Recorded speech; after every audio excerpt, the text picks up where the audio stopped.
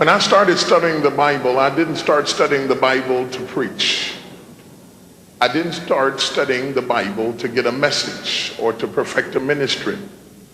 Nor did I start studying scriptures so that I might be able to argue theologically with those who are astute in scriptures to prove my ecclesiastical and theological persuasions. I started reading the Word of God because I was drowning. And I needed desperately to find a lifeline or a reason to keep living. I started reading the Word of God because I was tired of listening at the words of men. I was tired of their counsel and their thoughts and their fodder.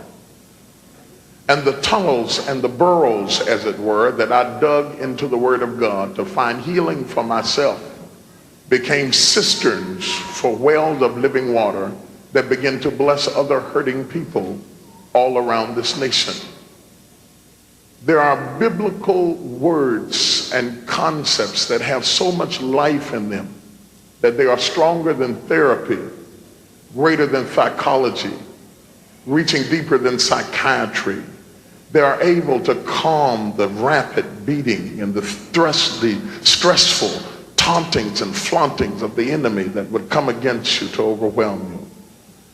He is the only one I know who can speak a word now that goes back into your past and heals your yesterday, secures your today, and anchors your tomorrow. He is absolutely awesome. One of the things that really excited me about God was to begin to realize that he is sovereign and that he is auspicious, that he is in control, and that he has absolute power. It was interesting to me to find out that he foreknew me, that he knew me before I was born, that my mother and father did not get their first look at me. They were not the first ones to see me, that God had searched me before there was a where or when or this or that he had chosen me, that he had monitored my mother's pregnancy, that he had secured me, that he had protected me in the womb. That in fact, before he had formed me in the belly, as he said to Jeremiah, he says, I knew thee, I ordained thee, and I sanctified thee to be a prophet unto the nations. I did it before that you might be, all right? Before speaks to the past, to be speaks to the future. He said, you are going to be what I have prepared before I formed thee in the belly. I knew thee. There are no surprises with me. God says, I already know all about you. You will never surprise me. Your thoughts will not surprise me. I know your thoughts while they are still afar off. I know what you're going to do before you do it. Before I formed thee in the belly, I knew thee. I ordained you. You couldn't have been a stillborn. I ordained you. You couldn't have been a terminated pregnancy. I ordained you. You couldn't have been an aborted baby. I ordained you. You couldn't have died of crib death. I ordained you. I sanctified you. When did you sanctify me? Was it when I got baptized? Was it when I cleaned up my life? Was it when I got, no. I sanctified you before I formed thee. When your hands were still webbed in your mother's belly. When you were just a bleeping on the monitor, I sanctified you. Before they could determine your gender, I sanctified you.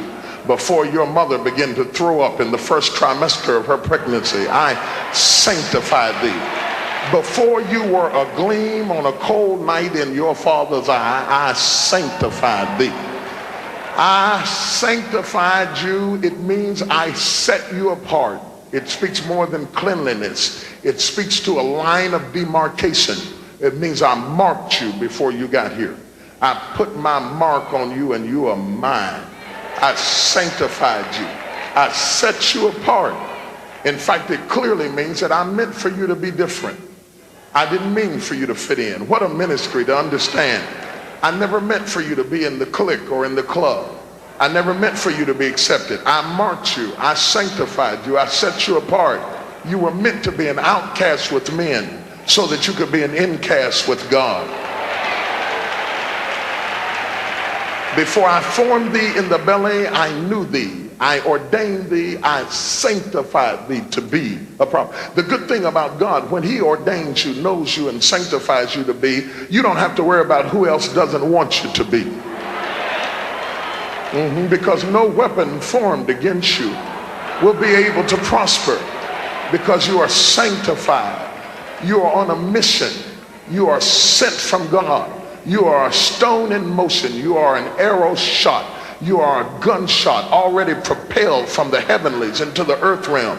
You were sent from eternity into time. Your mother became the birth canal, the conduit from eternity into time, that in the fullness of time that God would bring you into this world for a designated purpose. You are a marked man. You are a marked woman. You are a marked child. You are a marked son. You are set apart. God has a definite agenda for your life. He is setting you up for a great move. He wants to move mightily in your life. There are some things that only you can do. You are distinctly different from anybody else. You are forbidden to imitate other people. You are forbidden to copy other people. You have been marked. When God wanted you, he created you. If he'd have wanted Sally, he'd have created Sally. If he'd have wanted Jimmy, he'd have called Jimmy. If he'd have wanted Ted, he'd have called Ted. When he called you because he wants you. You never have to be stressed out trying to be anybody other than yourself. He wants you.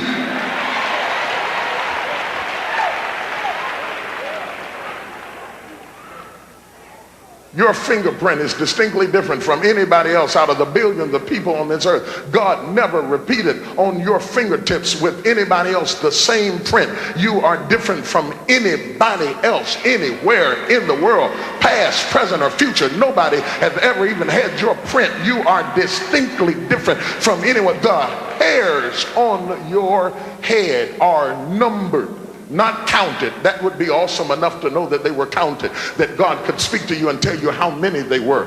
But that is not enough to say that they are counted. They are numbered. To be numbered means that if one of them gets caught in a comb, he knows that that's hair number 15,438.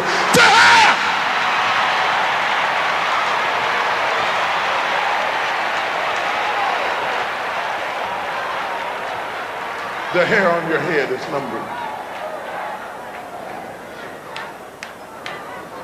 You are special to God. You are set apart. He has an agenda for you. The enemy is terrified of people that have been sanctified. He is terrified. He will set traps and obstacles and bondages to keep you from entering into your purpose because he is terrified of you. Don't waste time being terrified of him. He is terrified of you. The greater the struggles you face, the greater the challenges you go through, the greater the turmoil in your life is all the indication that Satan has assigned assassins to terminate you from reaching your designated target.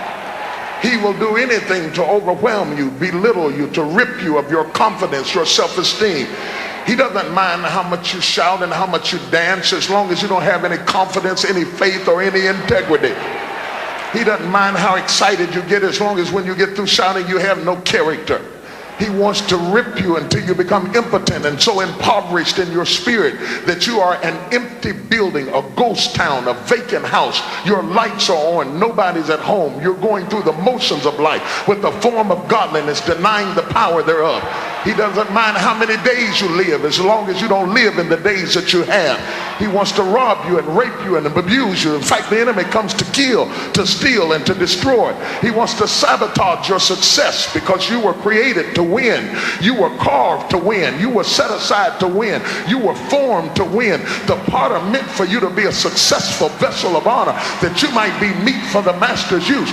You were not meant to fail. You were not meant to die. You were not meant to quit. You were not meant to collapse. You were meant to live.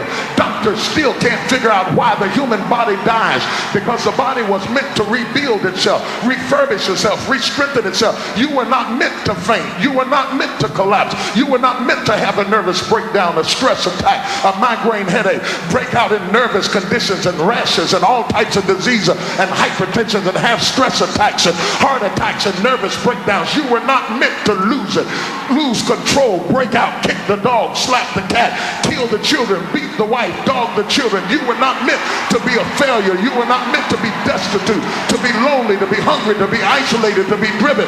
You were meant to be the head and not the tail, above only and not beneath. You were meant to prosper and live in goodly houses. You are children of the King, the heavenly host, the God of Israel dwells in the midst of you. Touch somebody, tell them, you don't even know who I am.